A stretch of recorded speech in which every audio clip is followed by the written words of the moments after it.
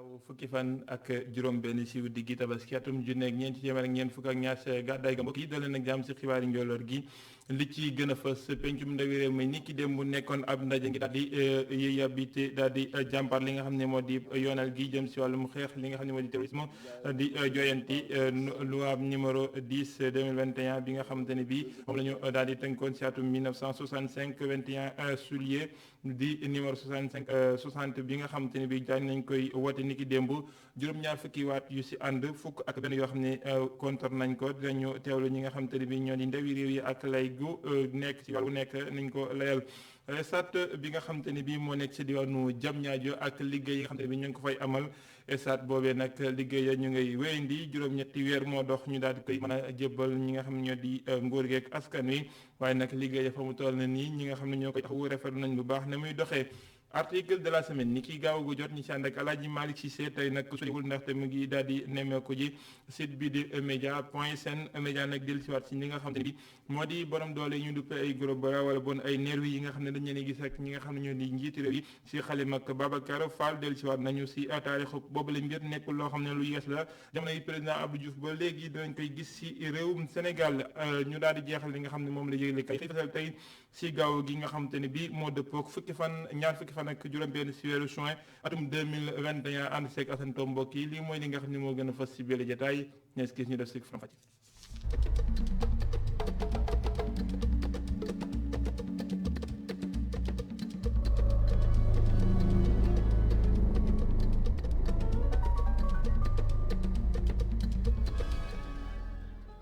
rajo bu métti coow lu bëri ba si jàppante sax démb gis nañ ko si pencum ndawi réew mi si jëm si joyanti loi yi nga xam te ne bi moom lañ jàpp ne moom la ñuy xeexe wàllum terrorisme si réewum Sénégal di loi 60 bu ñaar fukki fan ak benn si weeru sulet atum 1965 bi nga xam ne yeesal nañ ko ni ki démb di loi numéro 10 bu 2021 ni ki démb nag li nga xam te ne bi moo di janoo ya waxtaan jiboon na si ñaari wàll yëpp ñi si ànd ak ñi ko lankal waaye teewul ñu daal di koy woote si juróom-ñaar fukki waat yoo xam te ne bi ñoo si ànd ak fukk ak benn yu si gàntal ki nga xam ne moo di Cheikh Tidiane Gadio mi fi yoroon mbiru Sénégal yi dund si biti réew li mu layale boobu la loi moo di dafa nekk lu am solo ndaxte gis nañu ne ñoo xamante ni bi dañuy dund wàllum terrorisme te am na ay seede yu ni mel waaye nag yooyu lay kàddu moom àndu ci Mansour Sy Djamil li nga xamante ni bi jàpp na ni bii la yoonal dafa ñëw ngir gàkkal li nga xam ne moo di àq ak yelleef doomu aadama Cheikh Hassana Fall. Le texte qui nous est soumis aujourd'hui. projet de loi bu yees bii ñu nu andil waxul dara ci mbiru terrorisme li muy wane lenn rek la nguur gi dañoo xamatul nu ñuy yore réew mi dafa mel ni président dafa mënatul téye réew mi. d'un régime en perdition. ci kàdduy député bi di Serigne Mansour Djamil la ki fi jiite woon diplomatie bu Sénégal nag moom di artu tey tontu Cheikh Tidiane Gadio li mu jàpp moo di ne ñii ñuy woowee ay terroriste ñoo ngi fii ci sunu biir réew te juguñu ci dunu menacé. Il est difficile. di wax naan amul benn sénégalais bu nekk touriste loolu wax kon ndax sa bopp loon li ma ci wër mooy am na ay sénégal yu nekk ay touriste ci loolu am na ci leer ki ngeen xam muy Soumaïla Cissé doomu réew Mali bi ay nit jàppoon moom wax nekk lim moom nee na fa mu nekkoon am na ci ay sénégalais yu mu dégg ñuy wax wolof ci sax am na ci ay kilifa yu mag yoo xamante ni bii dañoo nekkoon ci biir jihadiste gi kon ñoom sax nee ñu pare nañu pour songu Sénégal ku ñu jàppale Sénégal dafa mucc ci wàllum terrorisme ndax nañ seen bopp ginnaaw Libye ba ñu nekk ñoom nee ñu pare nañu sax ngir songu li nga xam si moo di sunu xabri fi nga xam ne Sénégal ndax nee ñu lu ci bari bi daala nee ñu daañu songu Touba waaye tam daañu songu xabru Maam Limaamu Laay lii mooy seen bëgg-bëgg. Que le terrorisme n'est pas une réalité, c'est pas une bonne chose. yii lay kàddu yi diplomate bi yëkkati laal lu jëm ci mbiru kërub diine yi député bi nekk leader bu parti bés du ñàkk moom nag lii la ciy tontu te xamle ne ba Sénégal di Sénégal ak léegi képp koo xam ne kilifa diine nga fi woon wala sax nit koo xam ne dañ laa war a mën a jël comme référence benn yoon ci sa àdduna woowee nan la ab terroriste. El Hadj Omar Foutiyou a été accusé de terroriste. jiit nit ay wàllum terrorisme njëkk fi tey ku mel ni Cheikh El Hadj Omar Foutiyou Maba Diakhou Ba Nelson Mandela ñoom ñëpp mës nañ leen a jiiñ wàllum terrorisme. De la bastonnade et de la barbarie, on les a accusés de terroristes et ce qui s'est passé au mois de mars. président Moustapha Niasse loi bi bu fi nekkoon ca 2011 xeer bi nga yore woon mënoon na la jàpp ab terroriste te taxawal démocratie rek moom moo la taxoon a jóg. Alors que ce geste-là était un geste symbolique de résistance ci jamono joo xam ne Sénégal réew yi ko wër yépp ñoom terroristes yi ñoo ngi leen sonal bu baax a baax projet de loi bu yees bi xam ne dafa war a andi ay coppiteef ci code pénal ak code de procédure pénale ngir mën a xeex liitu mbirub terrorisme jur na coow gu rëy fële ca pencum ndaw réew ma. may leen ndox parce que Cheikh Sana Fall ay nit ñi mooy njiital groupe parlementaire Benno Bokk Yaakaar moom li mu gis moo di yoonal gi dafa doon loo xam ne am na solo lool si xeex wàllum terrorisme si réewum Sénégal ak li nga xam ne moo ci am ñoom woote nañ ko ndax juróom-ñaar fukki waat yépp seen i wàllu lu féete ak fukk ak benn ñoo xamante ne bi ñoo ko gàntal ay miir ñu am ñu teewlu ko ak ki nga xamante ne bi moo di Omar Kane ak Moussa Fall. adduna dafa am feebar bu fi nekk boo xamee ni ñëpp xam nañu ne benn réew rek mënu koo xeexal boppam ay réew ñooy ànd lëkkale seen doole pour mën ko xeex loolu moo tax ci wàllu loi lépp loo xamee ni dafa nekkoon ay convention yoo xam ne Sénégal daf ko signé woon wala muy ay directives yoo xam ne Nations Unies daf ko waxoon ci wàllu blanchiment xaalis ci wàllu cybercriminalité tey ñu jël suñu code pénal pour adapter ko ci loolu changer aussi code procédure pénale bi loolu nag boo gisee ñu def ko jëmul ci sénégalais yi pour naan bu leen marche parce que marche dafa nekk loo xamee ni constitution bi moo ko joxe xam nga constitution bi mu mayee ba pare loi ordinaire du ko dindi kon nit ñi nañu marche suñu bëggee dox ñaxtu nañ ko def waaye nag yàq alal yàq tam li nga xamee ni mooy symbole république bi wala même ñu fekk nit koo xamee dafa nekk ci place am rek ñu teg li muy def loolu ay samba bu ñu koy def samba booy nag bu ko defee dafa war a tegu ci kawam parce que daan parce que kii manifester pour di wax ni am na lu ko naqari ak kii nga xam dañu ne ni nga sax ñiy gàmmu ak ñiy raas dem bokkuñu ñiy gàmmu ñooñu dañuy doxantu ñiy raas dem nag dañuy wut lu ñu sàcc kii sàcc nag yoon dafa war a am dispositif bu mu teg ba nga xam ne bu ko defee mu dal ci kawam. kàddu yi mu yëkkati léegi ngeen teewlu ko Cheikh Tidiane Gadio ni terroriste yi nekkuñu sax si buntu réewum Sénégal ñu ngi ci biir réew mi si boppam di wàcc ay cong kàddu yooyu nag ki nga xam ne moo di Ousseynou Fall mi nga xam ne xam-xam màcc ni ci wàllum doxalinu ak gaar di wàllum yoon ak sécurité moo ne kàddu yooyu moom Cheikh Tidiane Gadio ko yëkkati si pencum ndawi réew mi du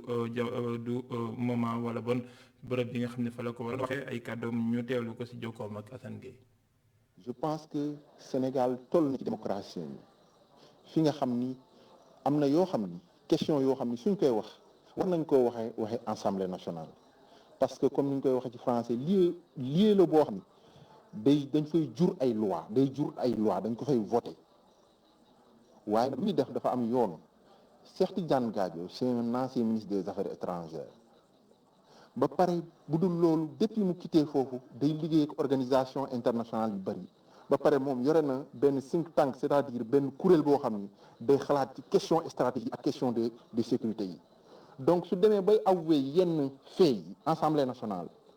am na benn niveau de renseignement bi nga xam ni amuñu ko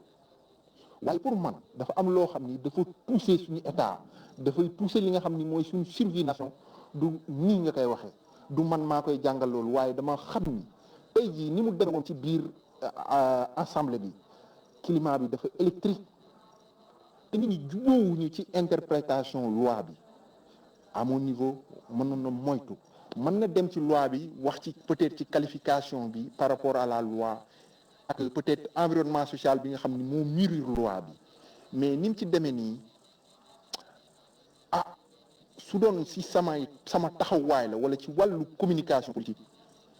dama yaakaar ni li mu wax dafa sensible de trop.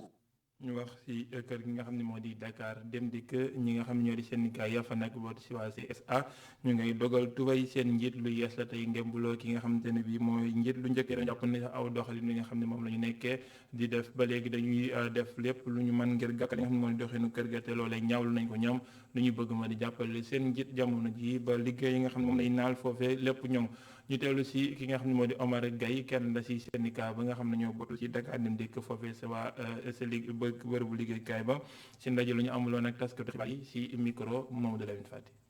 kon dañuy remercier le directeur général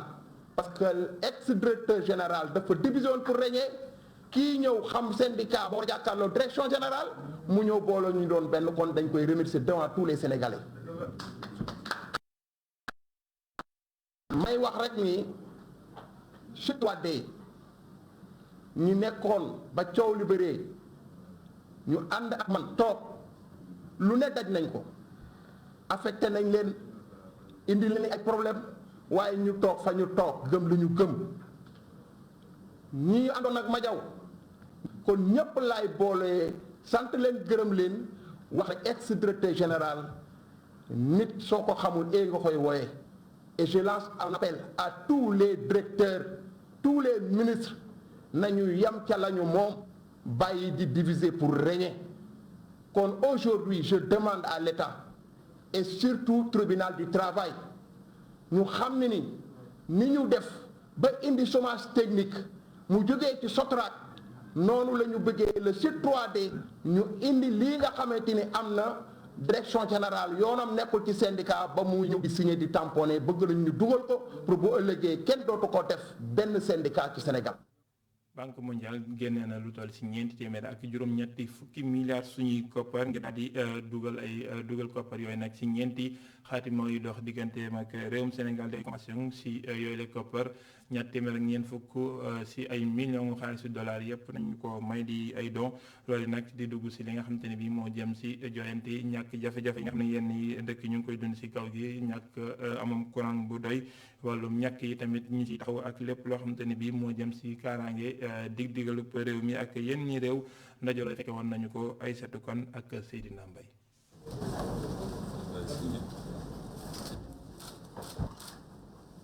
ñeenti téeméer ak juróom-ñetti fukki milliards loolu la waa Banque mondiale génnee jox ko waa Sénégal ci ñeenti convention yu ñu signé ci convention yooyu bokk ci mbirub dimbalante ak yéegale courant gi ci gox-goxaan yi. pour 64,5 milliards maanaam juróom benn fukk ak ñeent ak genn wàll milliards francs CFA pour donc ñu gën encore mun yóbbu électricité bi ci gox yi nga xam ne ba léegi amuñu ko. beneen bi bourse de sécurité familiale la xam ngeen président bu ma sumbee bourse yooyu defoon ci effort budget national ba tax na bu ñu ko xayma ñu xam ne programme bu baax la maanaam idée bu am solo la ñoom it ñu décider jàppale Sénégal ci wàllum disons bourse de sécurité familiale yooyu ba tax na tey aussi dañu ci signer un montant de 59 milliards mooy juróom fukk ak ñeenti milliards bi nga xam ne dañu ci jàppale ci wàllu bourse de sécurité familiale. def li waar ba lu ëpp xaajub li ëpp ci réew mi ñàkku fi ak 2022 bokk ci lu ñuy séentu ci convention yi. waaye ak PROCASEF di projet de cadastre et de sécurisation foncière lu ñu bëgg itam mooy andi safara ci coowal suuf li. domaine bu njëkk bi mooy wàllum xeex mbënn mi maanaam muy Covid 19 bi ñoo ngi signé encore 72 milliards pour jënd vaccin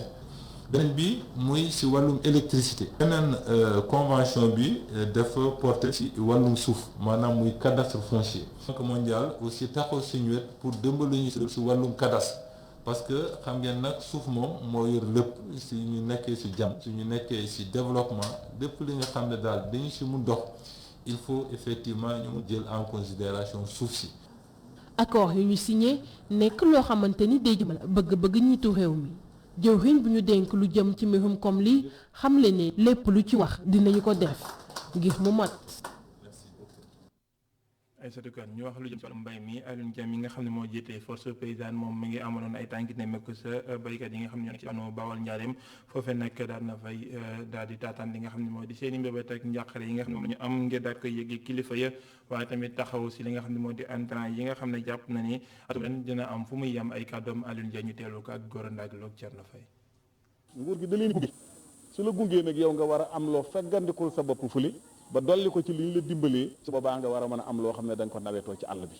waaye nag ni ñu ko waxee directeur de cabinet bi bu ñëwee yoon wi ministre bi ñor na ko ànd ak organisation paysanne yi danañu jottali rek li nga xam ne mooy bëgg-bëggu Ngoy mooy ñu yokkaatal leen li ñu leen doon jox te it xam naa ne Ngoye ku ko gis xam ne dëkku baykat la bi ñuy ñëw man maa ngi xool waaye foo fi gis rek ruuj nañ ko ba mu set kon yàlla nañu yàlla gunge rek ak taw waaye daal gàcce ngaalaama ñu yor commission yi administration territoriale kuréel yi nga xam ne ñoo yor baykat yi ak producteurs yi waaye gàcce ngalaam ay muti ndax yónnee na ba pare topp ci di ko saytu ba bu pare ku ne la nga war a jot nga jot ko yàlla daal moo ci des yàlla na nu tawal. jumtuwaay yi nasaraan tuddee logistique si biir Sénécaf nekk loo xamante ne bii am na solo ngir wàllum yokkute mu gën a ñoŋ dendu Afrique mu sukkandikoo si lal bi nga xamante ne bii waa COSEC doon nañ ko seq ak li tëjee ñi nga xam ne ñoo nekk si SUBECO bu ñu sukkandikoo si directeur général ba Mamadou Dione dafa doon loo xamante ne bii yooyu les logistique lu mënta ñàkk la ak taxawaay bi nga xam ne am na ko ngir wàllum yokkuteem ko mu gën a bijjeeku si dendu Afrique ay kàddu ñu teewlu ko ak Mame Seynabou Babou. muy loo xamante ne waxtaan la ñu seqoon tey ak seen étudiants yi nag li ci gën a neex mooy ay étudiants africains lañ nationalité yëpp ñu ngi ci ñu doon waxtaanee lan ci li ñu tuddee zone de libre échange continentale maanaam lu bees loo xamante ne ba ñu tàmbalee at bi ba léegi Afrique daf ne yenn xeeti marchandises yi may jaay ci diggu biir Afrique dama ko fexe ba marchandise yooyu du ma ci fayeeku yenn droit de douane bu dee marchandise bi Afrique lañ ko defaree loolu muy lu am solo. loolu day tax commerce bi maanaam jënd ak jaay biir Afrique dafay gën a gaaw day gën a bar dafa war a gën a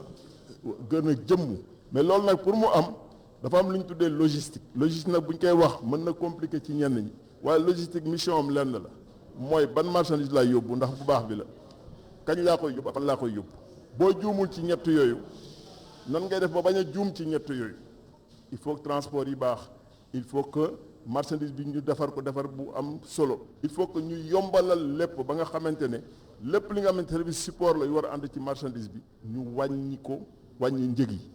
loolu nag dafa am solo trop ci jeexital bi pour ñu egg ci zone de libre échange continental waxtaan bi ñu am tey wane na ne ndawu Afrique yi ñoo war a jël mbiru zone de libre échange continental wane na ne ci jàngale ak jàngale yin bi war nañ ci jël en compte te groupe de SUBECO teel na ko dugal en compte wane na ne également il faut que yéen ñi nga xam ne yéen a yor xarala yu bees yi ngeen gën ci góorgóorlu jàppale ci africains yi ñu gën a waxtaan ci mbiru zone.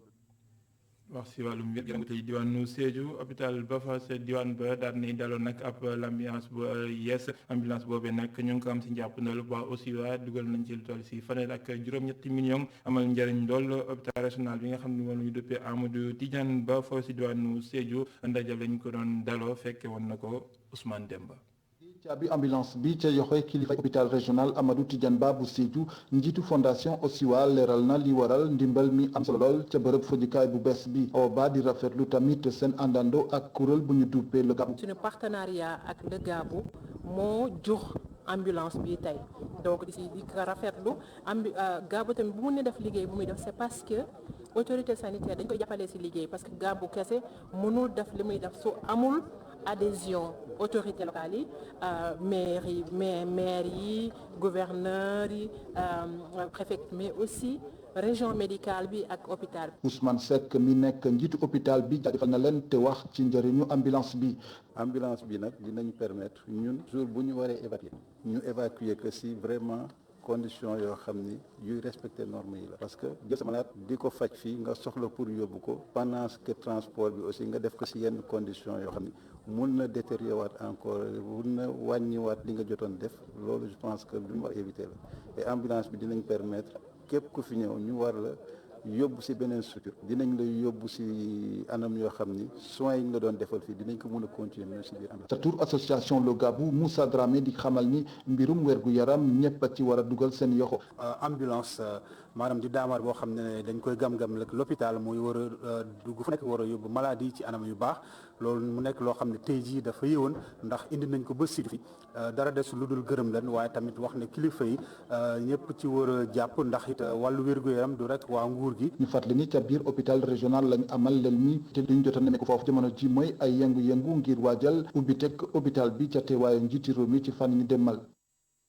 Ousmane Demba ñu wutal diwaanu Diamniadio stade bu Sénégal bañ fay tabax liggéey yaa ngi wéyandi téeméer boo jël juróom-benn fukk ak juróom-benn yëpp liggéey nañ ko fii ak juróom-ñetti weer ñu ne dinañ ko mën di daloo ñi nga xam ne ñooy yor liggéey nag rafet lu baax ni nga xam ne noonu la mbir yi doxee bu yembee dina am ñaari année yoo xamante ni bii dina mën a jël lu mu yées li nga xamante ni bii moo di ñeenti téeméeri doomi aadama wala bon ñaar téeméeri junni. ñaari junni toogu ci année bu nekk di ñeenti téeméeri junni yoo xam ne dina ko mën di jël ñu teewlu ci ay leeral ak Babacar Seck. stade olympique du Sénégal bu Diamniadio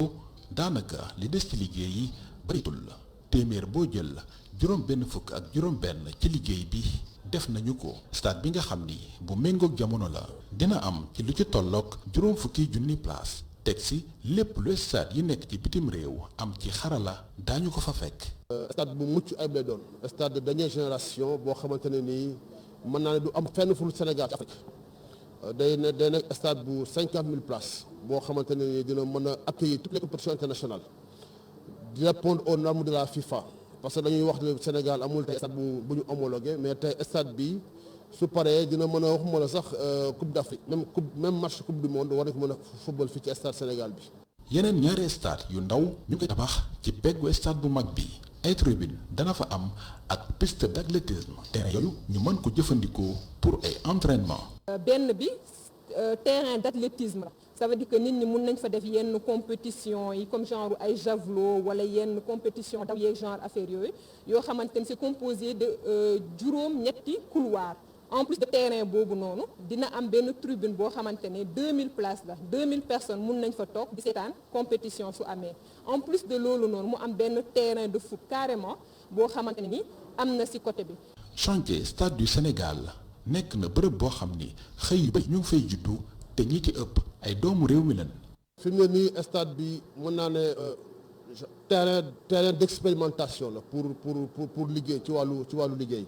plus de 1500 Sénégalais ñu ngi fi 1500 travailleurs ñu ngi fi 70% ay Sénégalais lañu sans compter yi nga xamante ni dina leen employé ci stade bi buñ commencé exportation. stade du Sénégal bu Diamniadio dinañ ko dalloo ñaar fukki fan ak ñaar ci weeru février ci atum 2022 waa SOGIP bi saytu liggéey bi xam ne ni entreprise bi koy liggéey am na avance ñaari semaine ci délai de livraison yi. Babacar Seck di ko daal di jaajëfal ñu daal di wëlbatiku nag si li nga xam ne moo di article de la semaine tey ñuy dellu si waat si li nga xam ne ay bés yëpp nekkoon na coow si wàllum politique si réewum Sénégal ak kaaraange ñi nga xam ne gis nañu leen ñu ànd ak njiitu réew président Macky Sall ñu jàpp ne du ñu ay takk dara waaye borom mi doole dañ ñi nasaraan tuddee nervi loolu nag bu ñu delloo si wàllum taarix si wàllum politique lu yàgg la si réewum Sénégal si année 90 yi ba léegi ak parti bi nga xam ne bi moo di parti socialiste loolu la seetlu moom mi nga xam ne moo bind yooyu lay xet si site bi nga xam ne moo di emedia.sn Babacar Fall seq ak waxtaan wu yaatu ak El Hadji Malick Cissé.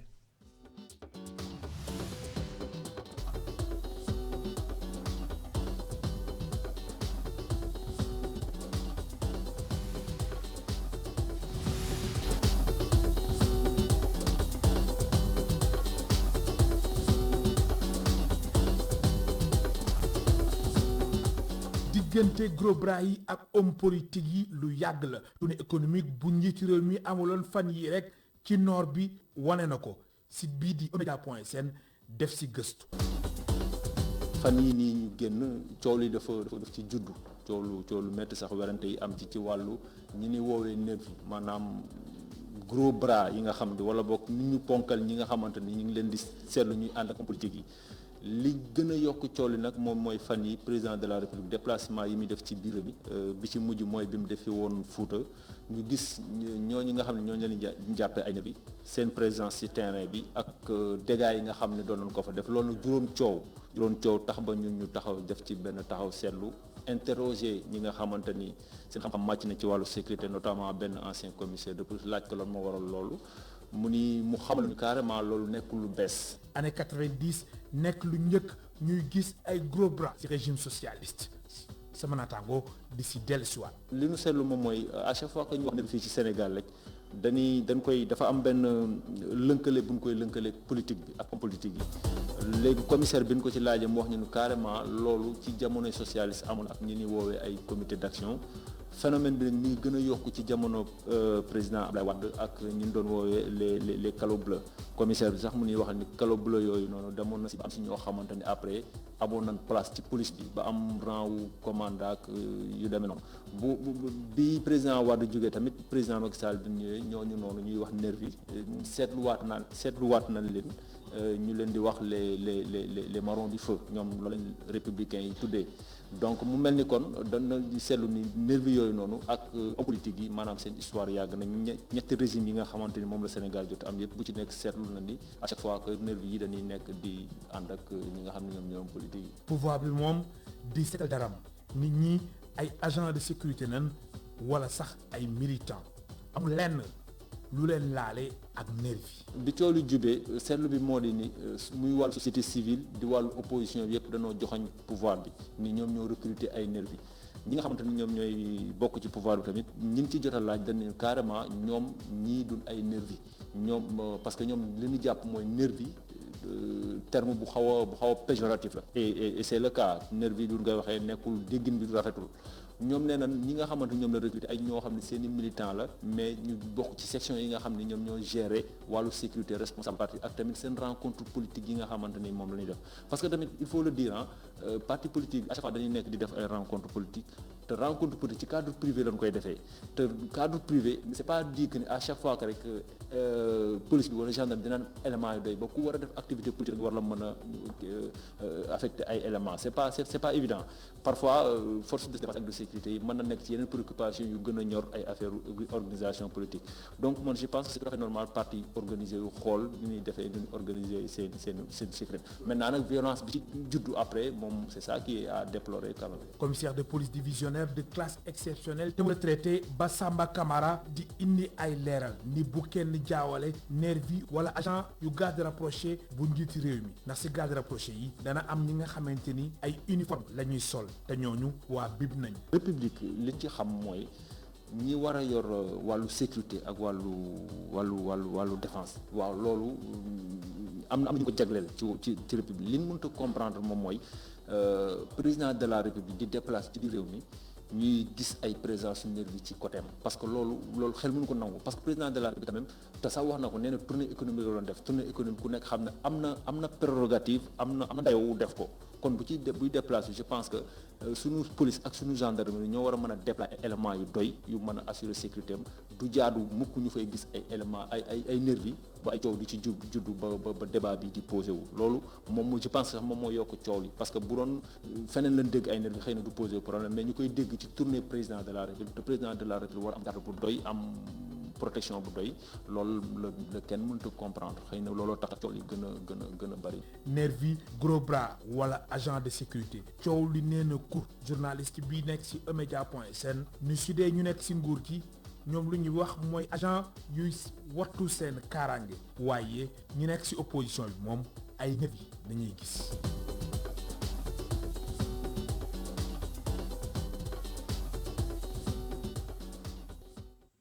Alaaji Malick Cissé di ko jaajëfal ñu yegg ci pàcc bi mujj ci jotaay bi la xibaar li yëg la gay xëy fësal tey ñu ànd see kasanto